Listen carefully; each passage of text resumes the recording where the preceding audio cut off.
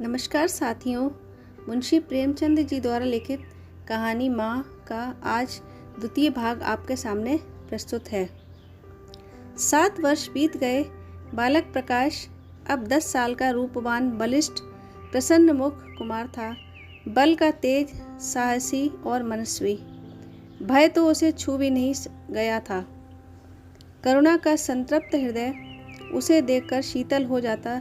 संसार करुणा को अभागिनी और दीन समझे, वह कभी भाग्य का रोना नहीं रोती। उसने उन आभूषणों को बेच डाला जो पति के जीवन में उसे प्राणों से प्रिय थे, और उस धन से कुछ गायें और भैंसें मोल ले ली। वह कृषक की बेटी थी और गौ पालन उसके लिए कोई नया व्यवसाय न था। इसी से उसने अपनी जीविका का साधन बनाया।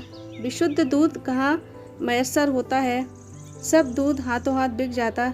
करुणा रात से पहर तक काम में लगा रहना पड़ता, पर वह प्रसन्न थी। उसके मुख पर निराशा या दीनता की छाया नहीं, संकल्प और साहस का तेज है। उसके एक एक अंग से आत्मगौरव की ज्योति सी निकल रही है। आँखों में एक दिव्य प्रकाश है, गंभीर, अथाह और असीम। सारी वेदनाएं, वैधव्य का शोक और विधि का निर्मम प्रहार सब उस प्रकाश की गहराई में विलीन हो गया है। प्रकाश पर वह जान देती है। उसका आनंद, उसकी अभिलाषा, उसका संसार, उसका स्वर्ग, सब कुछ सब प्रकाश पर न्यौछावर है। पर यह मजाल नहीं कि प्रकाश कोई शरारत करे और करुणा आंखें बंद कर ले। नहीं, वह उसके चरित्र की बड़ी कठोरता से देखभाल करती है। वह प्रकाश की माँ नहीं, माँ बाप दोनों है। उसके पुत्र स्नेह में माता की ममता के साथ पिता की कठोरता भी मिली हुई है। पति के अंतिम शब्द अभी तक उसके कानों में गूंज रहे हैं। वह आत्म उल्लास जो उनके चेहरे पर झलकने लगा था, वह गर्वमय लाली जो उनकी आंखों में छा गई थी, अभी तक उसकी आंखों में फिर रही है।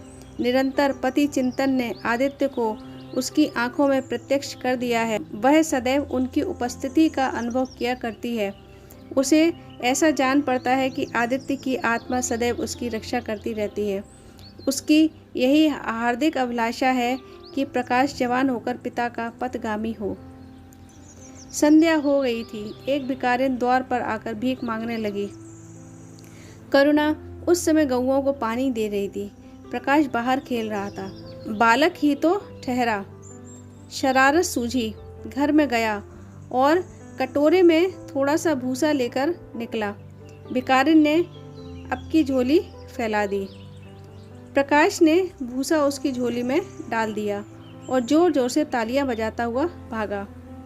भिखारिन ने अग्निमय नेत्रों से देखा और कहा, वाह रे लाडले, मुझसे हंसी करने चला है। यही माँ बाप ने सिखाया है, तब तो खूब कुल का नाम जगाओगे। करुणा उसकी बात सुनकर बाहर निकल आई और पूछा, क्या है माता, किसे कह रही हो? भिखारिन ने प्रकाश की तरफ इशारा करके कहा, वही तुम्हारा लड़का है ना? देखो, कटोरे में भूसा भरकर मेरी झोली में डाल गया है। चुटकी भर आटा था, वह भी मिट्टी में मिल गया। कोई इस तरह दुखिया को सताता है? सबके दिन एक से तो नहीं रहते। आदमी को घमंड न करना चाहिए। करुणा ने कठोर स्वर में पुकारा, प्रकाश। प्रकाश लज्जित न हुआ, अभिमान से सिर उठाए हुए आया और बोला, यह हमारे घर में भीख क्यों मांगने आई है? कुछ काम क्यों नहीं करती? करुणा ने उसे समझाने की चेष्टा करके कहा, शर्म नहीं आती? उल्टे और आग दिखाते हो। प्रकाश, शर्म क्यों आए? यह क्यों रोज भीख मांगने आती है? हमारे यहाँ क्या कोई चीज़ मुफ्त आती है? करुणा, तुम्हें कुछ न देना था तो सीधे से कह देते, जाओ। तुमने यह शरारत क्यों की? प्रकाश, उनकी आदत कैसे छूटती? करुणा ने बिगड़ कर कहा, तुम अब पिटोगे मेरे हाथों। प्रकाश, पिटूंगा क्यों? आप जबरदस्ती पीटोगी। दूसरे मुल्कों में अगर कोई भीख मांगे तो कैद कर लिया जाए, यह नहीं कि उल्टे भिखमंगों को और शह दी जाए। करुणा, जो अपंग है वह कैसे काम करे? प्रकाश, तो जाकर डूब मरे, जिंदा क्यों रहती है? करुणा निरुत्तर हो गई। बुढ़िया को तो उसने आटा दाल देकर विदा किया, किंतु प्रकाश का कुतर्क उसके हृदय में फोड़े के समान टीसता रहा। उसने यह धृष्टता, यह अभिनय कहाँ से सीखी? रात को भी उसे बार बार यही ख्याल सताता रहा। आधी रात के समीप एकाएक प्रकाश की नींद टूटी। लालटेन जल रही है और करुणा बैठी रो रही है। उठ बैठा और बोला, अम्मा अभी तुम सोई क्यों नहीं? करुणा ने मुंह फेर कर कहा, नींद नहीं आई। तुम कैसे जग गए? प्यास तो नहीं लगी है? प्रकाश, नहीं अम्मा, न जाने क्यों आँख खुल गई। मुझसे आज बड़ा अपराध हुआ है। करुणा ने उसके मुख की ओर स्नेह के नेत्रों से देखा। प्रकाश, मैंने आज बुढ़िया के साथ बड़ी नटखट की। मुझे क्षमा करो, फिर कभी ऐसी शरारत न करूँगा। यह कहकर रोने लगा। करुणा ने स्नेहार्द होकर उसे गले लगाया और उसके कपोलों का चुंबन करके बोली, बेटा, मुझे खुश करने के लिए यह कह रहे हो या तुम्हारे मन में सचमुच पछतावा हो रहा है? प्रकाश ने सिसकते हुए कहा, नहीं अम्मा, मुझे दिल से अफसोस हो रहा है। अब की वह बुढ़िया आएगी तो मैं उसे बहुत से पैसे दूंगा। करुणा का हृदय मतवाला हो गया। ऐसा जान पड़ा आदित्य सामने खड़े बच्चे को आशीर्वाद दे रहे हैं और कह रहे हैं, करुणा, क्षोभ मत करो, प्रकाश अपने पिता का नाम रोशन करेगा, तेरी संपूर्ण कामनाएं पूरी हो जाएंगी। लेकिन प्रकाश के कर्म और वचन में मेल न था और दिनों के साथ उसके चरित्र का अंग प्रत्यक्ष होता जाता था। जहीन था ही। विश्वविद्यालय से उसे वजीफे मिलते थे। करुणा भी उसकी यथेष्ट सहायता करती थी, फिर भी उसका खर्चा पूरा न पड़ता था। वह मितव्ययता और सरल जीवन पर विद्वत्ता से भरे हुए व्याख्यान दे सकता था, पर उसका रहन सहन फैशन के अंधभक्तों से जो भर घटकर न था। प्रदर्शन की धुन उसे हमेशा सवार रहती थी। उसके मन और बुद्धि में निरंतर द्वंद्व होता रहता था। मन जाति की ओर था, बुद्धि अपनी ओर। बुद्धि मन को दबाए रहती थी। उसके सामने मन की एक न चलती थी। जाति सेवा ऊसर की खेती है। वहाँ बड़े से बड़ा उपहार जो मिल सकता है वह है गौरव और यश, पर वह भी स्थायी नहीं, इतना अस्थिर कि क्षण भर में जीवन भर की कमाई पर पानी फिर सकता है। अतएव उसका अंतःकरण अनिवार्य वेग के साथ विलासमय जीवन की ओर झुकता था, यहाँ तक कि धीरे धीरे उसे त्याग और निग्रह से घृणा होने लगी। वह दुरवस्था और दरिद्रता को हे समझता था। उसके हृदय न था, भाव न थे, केवल मस्तिष्क था। मस्तिष्क में दर्द कहाँ? वहाँ तो तर्क है, मंसूबे हैं। सिंध में बाढ़ आई, हजारों आदमी तबाह हो गए। विद्यालय ने वहाँ एक समिति भेजी। प्रकाश के मन में द्वंद्व होने लगा, जाऊं या ना जाऊं।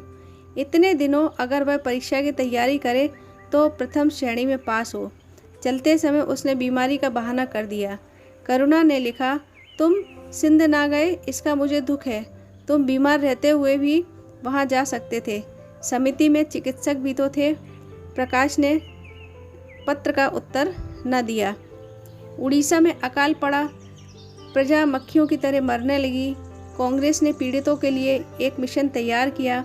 उन्हीं दिनों विद्यालय में इतिहास के छात्रों को ऐतिहासिक खोज के लिए लंका भेजने का निश्चय किया।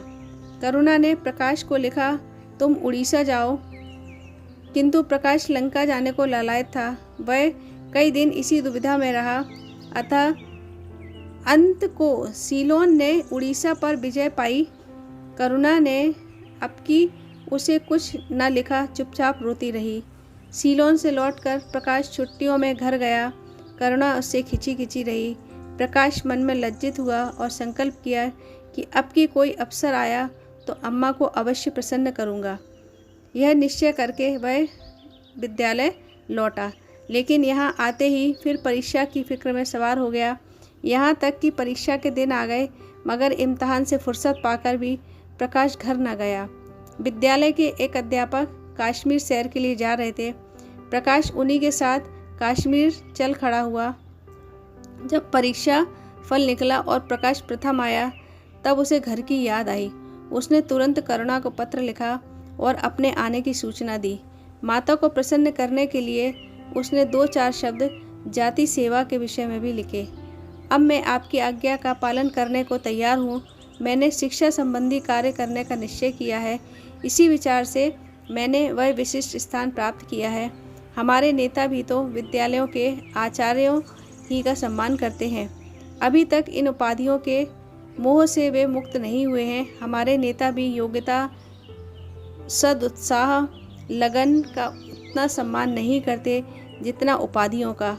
अब मेरी इज्जत करेंगे और जिम्मेदारी का काम सौंपेंगे जो पहले मांगे भी ना मिलता। करुणा की आस फिर बंधी। दोस्तों, कहानी का शेष भाग तीसरे भाग में। दोस्तों, आपको ये कहानी यदि अच्छी लगी हो, पसंद आई हो, तो इस वीडियो को लाइक व शेयर कीजिए। इस चैनल को सब्सक्राइब करें और नोटिफिकेशन बेल को ऑल पर करिए। धन्यवाद।